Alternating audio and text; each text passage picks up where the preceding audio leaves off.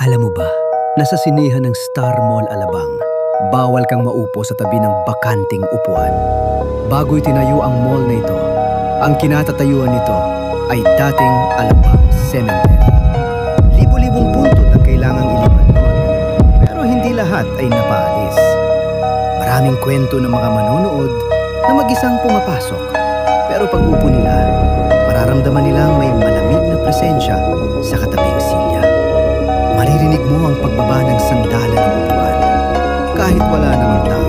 Sabi nila, kapag naramdaman mong bumigat ang balikat mo habang nanonood, huwag kang lilingon.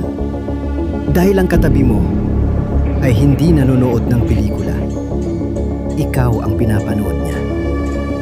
Star Mall Alabang, ang mall na hindi natutulog dahil ang mga nakabaon sa ilalim nito ay gising na gising pa.